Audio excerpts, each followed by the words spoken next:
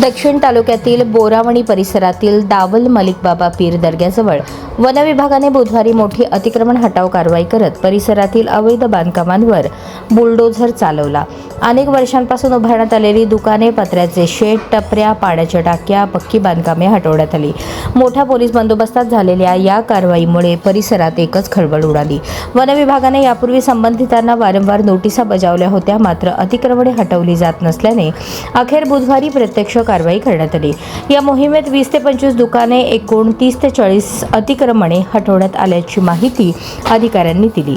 One विभागाच्या नोंदीनुसार त्या ठिकाणी केवळ मूळ दर्गा, रस्ता आणि पाण्याची विहीर अधिकृत असल्याचे स्पष्ट झाले। उर्वरित सर्व बांधकामे अनधिकृत असल्याने ती जमीनदोस्त करण्यात आली। बोरावणी परिसरातील वन जमिनीवरील अतिक्रमणांचा मुद्दा राज्याच्या हिवाळी अधिवेशनात चर्चेला आला होता। त्यावेळी संबंधितांवर कारवाई करून अतिक्रमणे हटवण्याच्या सूचना देण्यात आल्या होत्या। त्यानुसार वन विभागाने पुन्हा नोटिसा बजावत संबंधितांना बाजू मांडण्याची संधी दिली होती।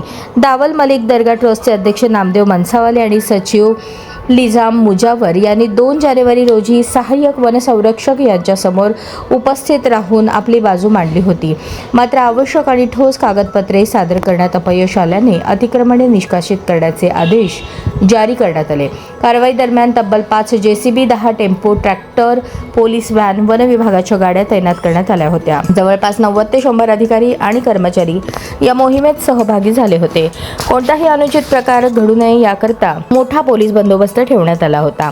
वनरक्षक गंगाधर कणवस यांनी भारतीय वन अधिनियम 1927 कलम 26 अंतर्गत वन गुन्हा नोंदवला होता। त्यानंतर वन विभागाने जवळपास 15 जणांना नोटिसा बजावल्या। या मोहिमेदरम्यान पुण्याचे वनसंरक्षक आशिष ठाकरे, सोलापूरचे उपवनसंरक्षक कुलराज सिंग, पोलीस अधीक्षक अतुल कुलकर्णी, सहाय्यक वनसंरक्षक अजित शिंदे, ऐश्वर्या शिंदे, पोलीस निरीक्षक Rahul Deshpande, RA Gangarde, RS Atole, Yogesh Ghodke, SV Magar, SB Chate, AN करे यांच्यासह वन विभाग आणि पोलीस दलाचे अधिकारी कर्मचारी मोठ्या संख्येने उपस्थित होते।